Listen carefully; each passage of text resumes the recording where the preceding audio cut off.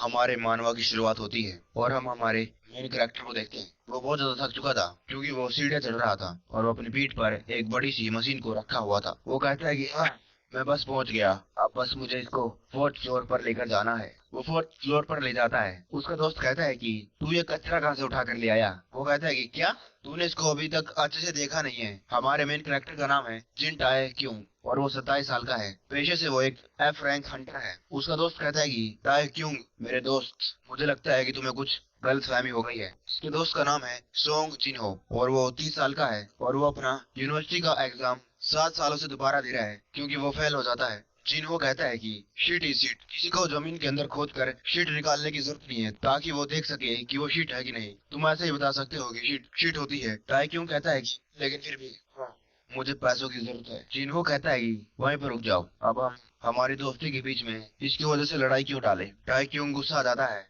जिन्हो कहता है कि शांत हो जाओ, शांत हो जाओ, उनके बारे में याद करो। अवेकेंड बींग्स के लो, खास करके आर्टिकल 1 लाइन 12, उसमें साफ साफ लिखा है कि तुम एक नॉर्मल सिविलियन के ऊपर वायलेंस का इस्तेमाल नहीं कर सकते हो। टाई क्यों कहता है साले तूने अभी भी कहा कि मेरे जैसा एफ रैंक हंटर उसको कभी भी एक अवेकन नहीं मानना चाहिए। उसका दोस्त जिन्हो कहता है कि हैं? मैंने कब कहा? मैंने कहा शायद मैं टल्ली हूँ क्योंकि मुझे याद नहीं मैंने उसके बारे में कब कहा। ताई क्यों शांत हो जाता है और बैठ जाता है। उसका दोस्त जीरो कहता है कि बहुत अच्छा, तुमने सही सोचा, आराम से बैठ जाओ, तुम्हारी जिंदगी पहले ही कुछ खास नहीं चल रही है और अगर तुम्हारे गिल्ड मास्टर को पता चल गया कि तुम एक सिविलियन के ऊपर हाथ उठाने वाले थे तो तुम तुरंत ही नौकरी से उड़ा दिए जाओगे। टाई क्यों कहता है कि मुझे पहले ही उड़ा दिया गया है, मुझे नौकरी से निकाल दिया गया है। उसका दोस्त ये सुनकर थोड़ा सा हैरान था। टाई क्यों कहता है कि आज जब मैं जैसे ही काम करने के लिए ऑफिस में कदम रखा, टीम लीडर ने मुझसे कहा कि वो मेरे लिए बहुत ज्यादा थैंकफुल है जो भी मैंने आज तक उन लोगों के लिए किया। टाई क्यों एफ रैंक हंटर था और मैं एक हंटर बन गया था क्योंकि मेरे लेट फादर भी एक हंटर था। मुझे मालूम है कि मुझे इस फील्ड में ज्यादा नॉलेज नहीं है और ना ही मैं इतना टैलेंटेड हूँ, लेकिन फिर भी मैं एक लो रैंक हंटर हूँ और मुझे उस बात पे प्राउड है। अपनी पूरी जान लगाकर मैं अपनी मदर के मेडिकल बिल भर पाया और मैं अपनी छोटी बहन को भी सपोर्ट कर पाया। लेकिन अब लगता है जैसे सब कुछ जो मैंने इन 7 सालों में बनाया था सब कुछ बेकार में चला गया। उसका दोस्त उसके भी आंसू निकल आते हैं और वो कहता है कि टै क्यों कहता है क्या तुम उसके लिए माफी मांग रहे हो जो भी तुमने कहा था। उसका दोस्त कहता है कि हाँ थोड़ा सा, बस थोड़ी सी। टाई क्यों बहुत ज्यादा खुश हो जाता है और कहता है कि अच्छा ऐसी बात है तो मेरे लिए एक ड्रिंक खरीदो ब्रो, मुझे लगता है कि इन टाइमों में यही करना सबसे ज्यादा अच्छा होगा, है ना। जिनो कहता है कि साले ये तू कह रहा है जिसने आज तक मुझे कुछ टॉफी भी नहीं खिलाई। टाई क्यों कहता है कि आज तो हम पूरे ड्रिलिंग हो जाएंगे, ठीक है भाई। जिनो कहता है कि ठीक है ऐसे पिएंगे जैसे कल का दिन आने नहीं वाला है। वो लोग चले जाते हैं और वो मशीन वहीं पर रह जाती है। 1 जनवरी 2015 पूरी दुनिया न्यू ईयर का जश्न मना रही थी और उसी दिन एक पोर्टल खुला जो था दूसरी दुनिया से कनेक्टेड। जो गेट था उसे हम डंजन कहते हैं, वो पूरी दुनिया में अपीयर होने लग गया। हर जगह वो खुलने लगा और उसके अंदर से आए बहुत सारे खतरनाक और ऐसे मॉन्स्टर्स जिनको पहले कभी किसी ने देखा नहीं था। बाद में जाकर ये बैटल बन गई अवेकन बींग्स और मॉन्स्टर्स के बीच में। कई सारी जंगें हुई, कई बार जीते और कई बार हारे और आखिरकार फाइनली ह्यूमंस इस ग्रेट वॉर को जीती गए जब उन लोगों ने ग्रेट डीमन किंग एस्मोडियस को खत्म करा। और वो दिन था 1 जनवरी 2020 और उस दिन को विक्ट्री डे कहा जाने लग गया। और उस दिन के बाद जो मॉन्स्टर थे वो डंजन के बाहर आना बिल्कुल बंद हो गए थे और एक नया एरा शुरू हो गया। हंटर्स वो लोग गेट्स के अंदर जाते और मॉन्स्टर्स को खत्म करते और उनसे जो लूट मिलती उनको वो लोग ऑक्शन में बेच देते। और भी कई सारे लोग अवेकन होने लग गए और वो लोग जो नॉर्मल ह्यूमन बाउंड्री थी उनसे ऊपर पहुंच चुके थे और वो लोग अपनी पावर्स के अकॉर्डिंग रैंक होने लग गए। और इन्हीं सभी लोगों के बीच में मैं सबसे ज्यादा लोवेस्ट रैंक पे हूँ, एक एफ रैंक हंटर। और बहुत ही जल्द मेरे जैसे लो रैंक हंटर्स की किसी को जरूरत नहीं होगी। टाइक्यून अपने पियक्कड़ दोस्त को बेड पर गिराता है और उसको कई सारे चमाटे मारता है। जिनो उठ जा साले उठ जा। मैंने उसको कहा था कि साला इतना मत पी, साला फेरी कटागा पड़ा रहे हैं पे साले। टाइम मेरा अच्छा नहीं चल रहा है और टल्ली तू हो गया। मैं तो इसके बारे में भूल ही गया था, शायद मुझको इसको बेचकर एक टाइम का खाना तो आ जाएगा। मैं बहुत ज्यादा लेजी हूँ, उस जगह पर कौन ही जाएगा। मुझे लगता है कि मैं इसको बाहर फेंक देता हूँ, लेकिन पहले देख तो ले आखिरकार ये क्या है। वो बटन दबाता है उसका गेट खुलता है। ये क्या है? User manual. आखिरकार कोई इसके अंदर एक यूजर मैनुअल क्यों रखेगा इसको बाहर फेंकने से पहले। लगता है ये भी कोई बेकार सा आइटम है। यूजर मैनुअल में लिखा हुआ था ये सबसे ज्यादा मोस्ट रियलिस्टिक सिमुलेटर है और 1 जनवरी 2020 को बना था। काय क्यों कहता है कि क्या 2020?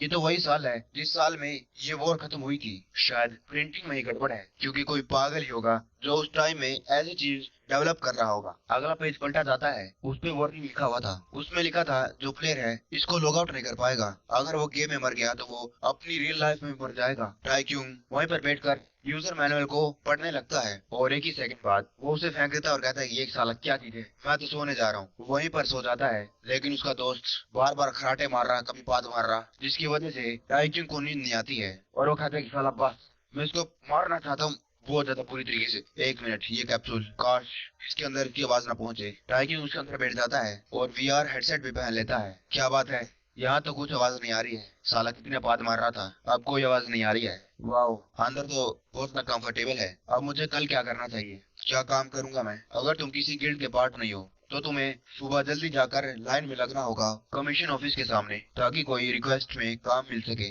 ये लोग बिना गिल्ड के हंटर्स को बहुत ज्यादा बुरी तरीके से ट्रीट करते हैं और बहुत सारा उनका पैसा खुद रख लेते हैं कमीशन के रूप में। साले बहुत ज्यादा ग्रीडी हैं। चलो, कम से कम मेरी मॉम और मेरी सिस्टर वो तो एक अच्छी जगह पर रह रहे हैं और मैं अपनी फैमिली को सपोर्ट करने के लिए एक कुत्ते की जिंदगी भी जीने के लिए तैयार हूँ, चाहे वो एफ रैंक हंटर की हो। अब मैं अपनी मदर के घर का रेंट कैसे भर पाऊंगा? अगर मेरे फादर जिंदा होते, क्या वो मुझे बता पाते कि मुझे क्या करना चाहिए? लेकिन फिर भी मैं जो कर सकता था वो मैंने किया उन लोगों के लिए। मैं थक चुका हूँ, मुझे लगता है कि मैं सोने के बाद थोड़ा सा अच्छा फील करूंगा। वो सो तो जाता है, लेकिन कैप्सूल के अंदर वो बैठा हुआ था उसकी लाइट ग्लो करने लगती है। कैप्सूल का सिस्टम कहता है कि प्लेयर रिकॉग्निशन स्टार्ट हो चुका है, अनआइडेंटिफाइड प्लेयर, क्या तुम इसे रजिस्टर करना पसंद करोगे? लेकिन टाइकून तो सो गया था। वो सिस्टम कहता है कि अगर तुम दिए गए टाइम में आंसर नहीं करते हो तो सिस्टम अपने आप सिलेक्ट कर लेगा। लोडिंग टाइम कंप्लीट हो चुका है और प्लेयर की प्रोफाइल बन चुकी है। प्लेयर टाइक्यून रजिस्टर हो चुका है। क्या आप अभी म्यूरियम वर्ल्ड में एंटर करना पसंद करोगे? लेकिन बदले में वो तो कराटे मारता है। सिस्टम कहता है कि दिए गए टाइम में अगर ऑप्शन सिलेक्ट नहीं किया गया तो सिस्टम अपने आप सिलेक्ट कर लेगा। सिस्टम कहता है कि हम आपकी सक्सेस के लिए आपको गुड लक कहते हैं। सीन कट होता है। टाइक्यून कहता है कि, कितनी ठंड है, क्या किसी ने खिड़की खोल दी? ये साला भैर के टका जिन हो सारी रात तो टल्ली होकर खराटे मारता रहा। जब वो अपनी आंख अच्छे से खोलता है वो शौक हो जाता है। वो देखता है कि वो एक लड़की के साथ बेड पर पड़ा हुआ है। उसको कुछ समझ नहीं आ रहा था। वो एकदम से खड़ा होता है और कहता है कि उसकी माँ को, उसके पसीने छूटने लगते हैं और वो फिर उस लड़की की तरफ देखता है। टाइक्यून कहता है कि ये क्या हो रहा है, मैं कहाँ पर हूँ, ये कौन सी जगह है? मुझे अच्छे से याद है कि मैं अपने घर आ चुका था, तो मैं यहाँ पर क्या कर रहा हूँ? फिर वो अपनी उंगली उस लड़की को लगाता है और कहता है एक्सक्यूज मी। वो उठ जाती है। उसे भी कुछ नहीं समझ में आ रहा था। टाइक्यून अपन मन में कहता है ये कितनी ज्यादा खूबसूरत है और उस लड़की से कहता है कि मैं कहाँ पर हूँ? वो लड़की शैन में कहती है चाइनीज में, इसका मतलब है कि क्या? उन दोनों के बीच में साइलेंस हो जाता है, कोई भी कुछ नहीं कहता है क्योंकि वो लड़की चाइनीज बोल रही थी। टाइक्यून कहता है कि तुम्हारा नाम सुनमी है क्या? मैं तुम्हारे नाम के बारे में पूछ रहा हूँ। लेकिन वो लड़की कहती है कि शैनमी शैनमी।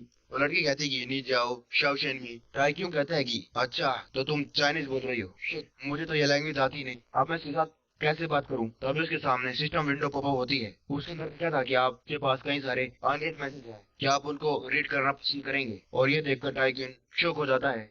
ये क्या है? लेकिन टाइक्यून थक जाता है और पैर से नीचे गिर जाता है। सिस्टम विंडो में लिखा था कि आप इस वर्ल्ड की लैंग्वेज में बात कर सकते हैं, क्या आप जो ये पैकेज है उसको डाउनलोड करना चाहते हैं? फिर से एक और पॉपअप आता है, उसमें लिखा था कि जो प्लेयर है उसने दिए गए टाइम लिमिट में कोई भी ऑप्शन नहीं चुना है और ऑटोमेटिकली सिस्टम ने ऑप्शन चुन लिया है और लैंग्वेज पैक डाउनलोड हो चुका है और आप इस म्यूरियम वर्ल्ड में आ चुके हैं और इस वर्ल्ड में आपका नाम है जिन टाइक्यून। आपका इस म्यूरियम वर्ल्ड में स्वागत है। लेकिन टाइक्यून पूरा शौक था। ये क्या हो रहा है? कैरेक्टर म्यूरियम लॉगिन क्या? सिस्टम पर वो होता है और ट्रांसलेशन पैकेज इंस्टॉल हो जाता है। टाइक्यून कहता है रुको रुको एक मिनट। वो लड़की कहती है कि मास्टर जी क्या आप ठीक है? टाइक्यून इधर उधर देखने लगता है। ये लड़की मास्टर जिन किसको कह रही है? वो लड़की कहती है कि मास्टर जिन। टाइक्यून कहता है कि इनकी बहन की माँ की आंख। ये क्या हो रहा है? वो अंदर से हिल चुका था। सो इसका मतलब जितना भी अभी तक मैं समझ पाया हूँ, मैं किसी गेम के अंदर फंस चुका हूँ और अभी मैं एक गेम को खेलने लग रहा हूँ। वाह, ये तो कितना इंटरेस्टिंग है। लेकिन मैंने इस गेम के अंदर लॉगिन कब करा? मुझे तो कुछ नहीं याद। ये गेम स्टार्ट कब हुआ? तभी वो लड़की आती है और कहती है प्लीज आप इसे पी लीजिए, लगता है आपका नशा अभी तक उतरा नहीं है। इस लड़के का नाम है वोल वाह, मतलब ब्राइट मून। टाइक्यून कहता है कि इस गेम के तो ग्राफिक्स बहुत ज्यादा रियलिस्टिक है। मैंने सुना तो था कि जो टेक्नोलॉजी है वो बहुत ज्यादा आगे निकल चुकी है, लेकिन मुझे नहीं मालूम था कि इतनी आगे। अच्छा, तो इसीलिए सारे लोग वीआर गेम्स खेलते हैं। तभी तो मैं सोचूं वो सारे के सारे लोग इतने एडिक्टेड क्यों हैं इस गेम से।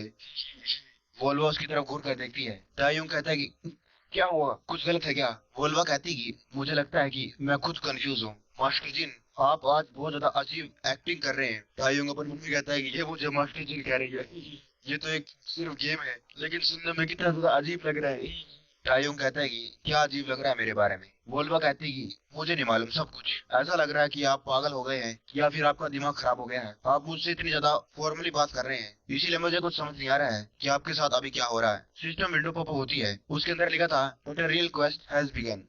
आप इस मीडियम वर्ल्ड में अपने पहले कदम रखने वाले हैं और आपका पहला क्वेस्ट है कि आपको इन्फॉर्मेशन गैदर करनी है और इस जगह के बारे में थोड़ा सा फेमिलियर होना है। ये देखकर तायुंग बहुत ज्यादा शौक था।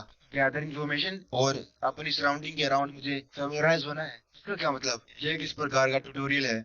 मैंने ज्यादा गेम तो नहीं खेली है, लेकिन जहाँ तक मुझे याद है कि ज्यादातर ट्यूटोरियल मुझसे छोटे मोटे खरगोश पकड़वाएंगे या फिर मुझे कुछ प्रैक्टिस करने को कहेंगे। अगर ऐसी बात है तो मैं इसे एक्सेप्ट ही कर लेता हूँ। पहले तो मैं इन्फॉर्मेशन को गैदर करूंगा। ताई यूं कहता है, तुम मेरे बारे में क्या जानती हो? वोल्वा हंसने लगती है और कहती है कि ये कितना ज्यादा इंटरेस्टिंग क्वेश्चन है। मुझे लगता है कि जो भी अफवाह फैली हुई है वो सही फैली हुई है। टाई यूं कहता है कि अफवाह? वोल्वा कहती है कि मुझे पक्का यकीन है कि मास्टर जी ने इन अफवाहों के बारे में पहले भी सुना होगा, लेकिन मेरे लिए अनकंफर्टेबल हो रहा है कि मैं ये सारी अफवाह आपको डायरेक्टली बता रही हूँ। टायुंग कहता है कि मुझे फर्क नहीं पड़ता है, मुझे सारी सारी बताओ। वो बहुत ज्यादा एक्साइटेड हो गया था क्योंकि उसको इन्फॉर्मेशन गैदर करने की और उसे बड़ी आसानी से इन्फॉर्मेशन मिलने वाली थी। वोल्वो घबरा जाती है और फिर जो टायुंग था वो पीछे आ जाता है और हंसने लगता है और कहता है कि मैं तो तुमसे बस इसलिए पूछ रहा था क्योंकि मैं बहुत ज्यादा क्यूरियस हूँ कि जो अफवाह फैली हुई है क्या वो सच भी है, और यह अफवाह बहुत ज्यादा लंबे समय पहले ही फैल चुकी है। इनको काफी वक्त हो चुका है और मुझे नहीं लगता है कि ये मेरी फीलिंग्स को हर्ट भी कर पाएंगे अभी। वोल्वा कहती है अच्छा, अगर ऐसी बात है तो टाइविंग अपने मन में कहता है कि उसके साथ बात करने के बाद मुझे अच्छी खासी इंफॉर्मेशन मिल गई। मुझे पता लगा कि मैं कहाँ पर हूँ। मैं अभी शांजी प्रोविंस के कैपिटल में हूँ और इस कैपिटल का नाम है तायुन ब्रोथल, और जिस ब्रोथल में अभी मैं ठहरा हुआ हूँ यानी कि कोठा, वो टायुन के इनर सिटी के अंदर है और इस कोठे का नाम है क्रिम्सन फ्लावर। और वोल्वा एक हाई रैंकिंग होस्टेस है जो इस ब्रोथल में काम करती है। और रही बात मेरी, मैं हूँ जिन टाइक यूंज, 20 साल का, और मैं जिन फैमिली का सबसे छोटा लड़का हूँ। जिन फैमिली टायुन में सबसे ज्यादा प्रेस्टिजियस फैमिली है जो शांजी प्रोविंस को रिप्रेजेंट करती है, और जिन फैमिली बहुत ज्यादा फेमस है डाकुओं को मारने में, भूखमरी के टाइम पर भूखे लोगों को फ्री में खाना प्रोवाइड करने में। और इन्हीं कुछ वजहों से जो जिन फैमिली है उनको सभी लोग पसंद करते हैं। तब उसके सामने सिस्टम विंडो पॉपअप होती है, उसमें लिखा था कि और अभी तुमने son of a Nobel title को अर्न कर लिया है और तुम इस टाइटल को अपने कैरेक्टर फाइल में चेक कर सकते हो। टायुंग बहुत ज्यादा खुश होता है, वाओ मेरा कैरेक्टर एक अमीर परिवार से है, मैं तो बड़ा अमीर हूँ, क्या बात है। तभी लड़की कहती है लेकिन मैंने ये भी सुना है कि जो तुम्हारी फैमिली है वो कई सारे इंटरनल इश्यू से फेस कर रही है। उसका गैदर इन्फॉर्मेशन वाला क्वेस्ट अभी भी पूरा नहीं हुआ था क्योंकि उसको अभी भी सारी इन्फॉर्मेशन नहीं मिली थी। टायुंग कहता है कि क्या गड़बड़ चल रही है? वोल्वा कहती है जो बाहर एक्चुअल इश्यूज हैं वो है कि माउंट हिंग्सवर्थ एक्ट, वो जानजी प्रोविंस में लीडरशिप पोजीशन को लेने में जुटी हुई है। और रही बात इंटरनल इश्यूज की, जिन फैमिली का तीसरा बेटा एक ट्रबल मेकर है, मुसीबत खड़ी करता रहता है। तायुंग कहता है कि ऑफ कोर्स हमेशा कोई ना कोई बादशाह होते हैं उस जैसे, जहाँ पे जाते हैं मुसीबत खड़ी करते रहते हैं। तायुंग अपने मन में कहता है कि एक अमीर फैमिली में ऐसे लोग तो होते ही हैं, लेकिन एक मिनट, जिन फैमिली में कितने बेटे हैं? वोल्वा कहती कि 3। तायुंग कहता है कि इसकी माँ का, इसका मतलब वो तीसरा बेटा मैं ही हूँ। सिस्टम मैसेज पॉपअप होता है, उसमें लिखा था कि तुमने shame of the family title को अर्न कर लिया है और तुम्हारा गैदर इंफॉर्मेशन करने वाला ऑब्जेक्टिव कंप्लीट हो चुका है। वोल्वा हंसने लगती है, लेकिन टायुंग कहता है कि क्या फर्क पड़ता है कि मैं जिन फैमिली का बेशरम लड़का हूँ, ये तो बस एक गेम है और मुझे तो बस इस क्वेस्ट को कंप्लीट करना है। मैंने इंफॉर्मेशन गैदर कर ली है और अब जो बाकी है वो है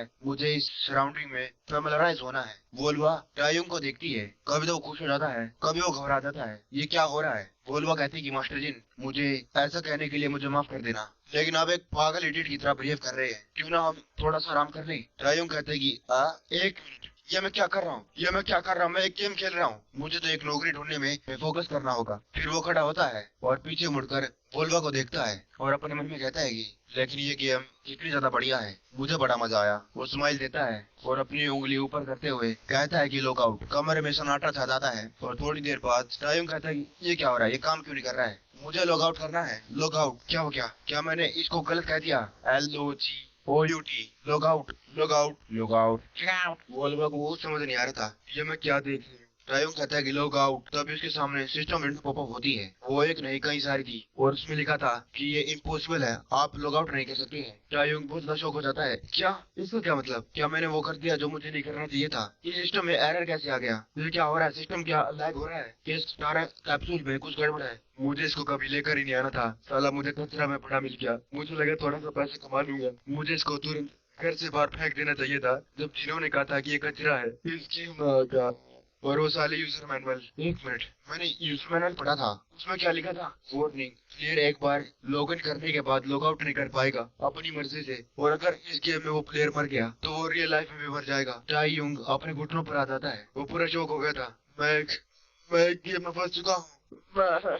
सिस्टम विंडो दोबारा से पॉपअप होती है। उसमें लिखा था कि तुम्हारा सेकंड क्वेस्ट भी कंप्लीट हो चुका है। लेकिन अब टायंग सिस्टम पर थोड़ी ध्यान दे रहा था। उसकी पूरी फट चुकी थी और वो कहता है कि मेरे लग गए, अब मेरा क्या होगा? सीन कट होता है और हम एक घोड़ा गाड़ी को देखते हैं। उसको एक बूढ़ा आदमी चला रहा था और उसके अंदर हमारा मेन कैरेक्टर टाई यूंज बैठा हुआ था। और उसने इन 3 दिनों में सब कुछ चीजें करके देख लिया है। वो सब हद तक जा चुका है, लेकिन फिर भी जो रिजल्ट था वो एक ही रहता है, वो लॉग आउट नहीं कर सकता है। तो अभी मैं एक वीआर गेम में फंस चुका हूँ जिसका नाम है म्यूरिम, और ये कुछ मार्शल आर्ट की गेम है और इसके अंदर मैं लॉग आउट नहीं कर सकता हूँ। और अगर अगर मैं गेम में मर गया तो मैं रियल लाइफ में मर जाऊंगा। पहले तो मैं आराम से बैठ गया। मुझे लगा कि बाहर से कोई तो मुझे बता लेगा, लेकिन कुछ नहीं हुआ। तब मुझे रियलाइज आया कि बहुत ज्यादा हाई चांस है कि कोई भी मुझे नहीं बताएगा। लेकिन एक चांस है। यूजर मैनुअल में लिखा था कि जो प्लेयर है वो खुद अपनी मर्जी से लॉग आउट नहीं कर सकता है। इसका मतलब इस गेम की कुछ कंडीशन होगी जिन्हें पूरा करने के बाद मैं लॉग आउट कर पाऊँ। तो 3 दिन लगातार डिप्रेशन में जाने के बाद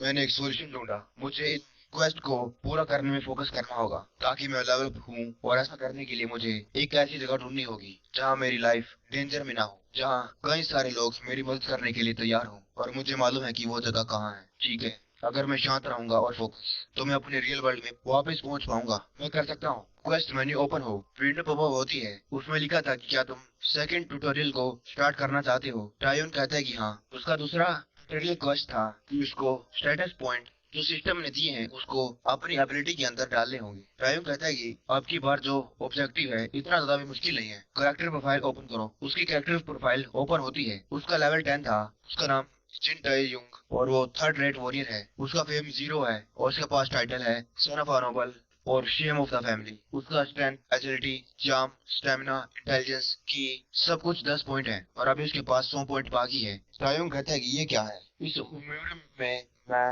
रेपुटेबल फैमिली का सबसे ज्यादा छोटा बेटा हूँ और फिर भी मैं एक बस थर्ड रेट वॉरियर हूँ, और वो भी बस लेवल 10 का। क्या तुम मेरे साथ मजाक कर रहे हो? और फिर वो टाइटल को देखता है कि शेम ऑफ द फैमिली। फिर वो समझ जाता है। तो अगर ऐसी बात है तो मुझे खुशी होगी कि मैं अपनी स्ट्रेंथ को और ज्यादा बढ़ा पाऊंगा। मुझे बहुत ज्यादा केयरफुल रहना होगा कि मैं अपने पॉइंट को कैसे स्पेंड करूँ। मुझे संभाल कर इन सारे पॉइंट को स्पेंड करना होगा। सबसे पहले तो मैं एक पॉइंट को की के अंदर डालूंगा, लेकिन सिस्टम विंडो पॉपअप होती है। उसके अंदर लिखा था कि तुम की को सिर्फ ट्रेनिंग करके इंक्रीज कर सकते हो, और स्पिरिचुअल एलिक्सर्स और स्पेशल आइटम के थ्रू तुम ऐसे सिस्टम में पॉइंट डालकर नहीं कर सकते हो। टायोंग कहता है कि सीरियसली तुम्हें मुझे ये पहले बताना चाहिए था, और अभी मैं की को स्किप करने वाला हूँ और मुझे लगता है कि अभी मुझे इंटेलिजेंस और चार्म की जरूरत है। अभी मुझे सर्वाइवल पर फोकस करना है। तो मैं 30 पॉइंट स्ट्रेंथ में डालूंगा, 30 स्टेमिना में और 40 एजिलिटी में। वो सारे पॉइंट का इस्तेमाल कर देता है। उसकी बॉडी ग्लो करने लगती है। वो कहता है कि ये क्या हो रहा है, और फिर थोड़ी देर बाद वो अपनी आंखें खोलता है। वो पूरा शौक था।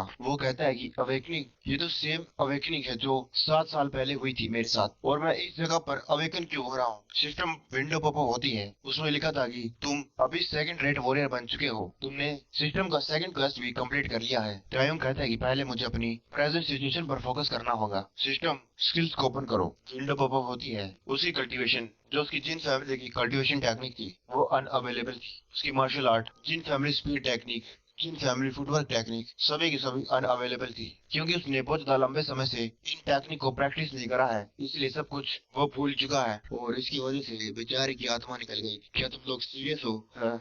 पहले मुझे अपने आप को शांत करना होगा। पहले तो मुझे वो मार्शल आर्ट को प्रैक्टिस करना होगा जिससे कि मैं अपने आप को शांत कर पाऊँ। और अभी मुझे ये अपने एबिलिटी पॉइंट्स कहाँ पर लगाने चाहिए? इंटरनल स्टेट होती है कंस्ट्रक्शन ऑफ वेन्स, टेंडेंस, और ये सब कुछ जरूरी होता है इंटरनल फोर्स को मेंटेन करने के लिए। और रही बात फिजिकल स्टेट की, उसमें होता है स्ट्रक्चर ऑफ बोन्स, मसल्स, और ये बहुत ज्यादा जरूरी होती है स्ट्रॉन्ग एड्रेनल फोर्स को मेंटेन करने के लिए। और मेरे वर्ल्ड में मैं एक एफ रैंक हंटर था, और मैंने जो फाइटिंग स्टाइल डेवलप करा था 7 सालों में, वो बहुत ज्यादा सिमिलर है एक्सटर्नल फोर्स से। और मैजिक का इस्तेमाल करना और मैनिपुलेटिंग ओराज, वो सारे के सारे इंटरनल फोर्स में आते हैं, और ये सब कुछ मैं अपनी स्किल्स से कभी भी प्रोड्यूस नहीं कर पाता। इसीलिए सबसे ज्यादा जरूरी है कि मुझे उसे चूज करना चाहिए जिससे मैं बहुत ज्यादा फेमिलियर हूँ, ताकि मैं अपने सर्वाइवल के चांस को ऊपर पहुंचा पाऊँ। और वो 60 पॉइंट फिजिकल स्टेट में और 40 इंटरनल स्टेट में डाल देता है, और फिर तुरंत उसको कुछ एहसास होने लगता है, उसकी हड्डियां कड़कड़ाने लगती है, उसकी नसें दिखने लगती है उसके शरीर में से, वो दर्द के मारे थोड़ा सा चिल्लाता है, और थोड़ी देर बाद उसके सारा का सारा पसीना टपकने लगता है। वो अपनी बॉडी को देखता है कि ये क्या हो गया, उसके तो सिक्स पैक निकल आए, ये स्ट्रेंथ, मेरे अंदर इतनी जान आ गई है। सही कहा, ये जगह रियल वर्ल्ड से बहुत ज्यादा अलग है। इस सिस्टम की मदद से मैं पहले से ज्यादा स्ट्रोंगर बन सकता हूँ, और मेरे पास 7 साल बैटरी का एक्सपीरियंस भी है। मुझे नहीं मालूम इस पावर की लिमिट क्या है, लेकिन मैं इसका अच्छे से इस्तेमाल करूंगा और यहाँ पर सरवाइव करूंगा। तायुंग कहता है कि इन्वेंट्री को ओपन करो। सिस्टम इन्वेंट्री ओपन करता है। उसके इन्वेंट्री में एक ही चीज थी, वो भी उसके कपड़े। वो कपड़े थे रैंक 3 के, उनका कोई इफेक्ट नहीं था, लेकिन वो हल्के और मजबूत कपड़े से बनाए गए थे और बिगनर्स के लिए सूटेबल थे। तायुंग तुरंत उस आइटम को पहन लेता है। तायुंग कहता है कि वाओ, ये तो बहुत ज्यादा यूजफुल होगा जब मैं रेड्स करूंगा। सिस्टम लगातार 3 पॉपअप देता है। पहला था कि उसने इस आइटम को इक्विप करके पहला ऑब्जेक्टिव कंप्लीट कर लिया है, और तुमने ट्यूटोरियल का पार्ट 2 कंप्लीट कर लिया है, और तुम्हें अभी एक रिवॉर्ड मिलने वाला है, और अभी तुम ट्यूटोरियल पार्ट 3 को कंप्लीट कर सकते हो। तायुंग कहता है कि ओ शिट, मुझे एक रिवॉर्ड मिला। इन्वेंटरी को ओपन करो। वो देखता है कि उसको एक कीन स्पेयर मिला था, वो सेकंड रेट था, और अगर उस स्पीयर की मदद से वो किसी के ऊपर डायरेक्ट हिट मारता तो उसका 5% चांस था कि उससे किसी को खून आएगा। तायुंग कहता है कि मुझे इससे अच्छा आइटम क्यों नहीं मिला। फिर वो कहता है कि इस आइटम को इक्विप करो। उसके हाथ में वो स्पीयर आ जाता है। सिस्टम विंडो पॉपअप होती है, और उसके अंदर लिखा था तुम्हारा ट्यूटोरियल पार्ट 3 शुरू हो चुका है और तुम प्रिपेयर हो जाओ। तायुंग कहता है कि प्रिपेयर किसके लिए। तभी बाहर से जो घोड़ा गाड़ी चला रहा था वो कहता है कि मास्टर जिन। तायुंग कहता है कि हाँ। वो कहता है कि ऐसा लग रहा है कि हमारे सामने एक छोटी सी समस्या आ गई है। तायुंग अपनी मुंडी बाहर निकालता है और कहता है कि तुम्हारा क्या मतलब। सिस्टम विंडो दोबारा से पॉपअप होती है। उसमें लिखा था कि तुम्हें ये तो मालूम चल गया है कि तुम्हें सिस्टम से स्ट्रोंगर कैसे बनना है, लेकिन ये हमेशा बेस्ट है कि तुम उसे प्रैक्टिस भी करो जो भी तुमने सीखा है। और तुम्हारा टास्क है कि तुम्हें इन डाकुओं को सबक सिखाना है जो भी तुम्हारे सामने आएंगे। क्वेस्ट कंप्लीट करने के बाद उसे रिवार्ड मिलेगा फुल रिकवरी और चेन क्वेस्ट प्रोग्रेशन। और अगर जो क्वेस्ट है वो फेल हो गया तो उसके पनिशमेंट के रूप में उसे मिलेगी मौत। उसका घुड़सवार कहता है कि हमारी छोटी समस्या ये है, और वो उन डाकुओं की तरफ इशारा करता है। जैंग सैम एक डाकू है। ये एक ऐसा बंदा है जिसने कभी भी इन 5 ग्रेट माउंटेन से बाहर कदम नहीं रखा, और जब वो 20 साल का था वो डाकुओं के ग्रुप का लीडर बन गया था, और वो जबरदस्ती जो ट्रैवलर थे उनसे टोल वसूल करा करता था उस जंगल से निकलने का। दिन हो या रात, कोई भी उसके जंगल से उससे परमिशन लेकर निकल नहीं पाता था। उसका नाम सारी जगह फेमस हो गया। उसे कहा जाने लगा जैंग सैम, वो भी हजारों स्ट्रेंथ वाला, और वो कईयों के दिल में भूकंप मचा देता था। और जब भी किसी दूर गांव में एक छोटा बच्चा रोता था तब उसकी माँ कहती थी कि सो जा बेटे, नहीं तो जैंग सैम 1000 स्ट्रेंथ वाला आ जाएगा। और हर रोज की तरह वो और उसके लोग सुबह सुबह लोगों की तलाश में घूम रहे थे, और वैसे ही उनको जो टाइग्यून है उसकी घोड़ा गाड़ी मिल गई। जैनसेंग कहता है कि इनको देखकर लगता है कि इनके पास बहुत पैसा होगा। लगता है जो लक है आज हमारी साइड पर है। और अभी हम प्रेजेंट में आ जाते हैं।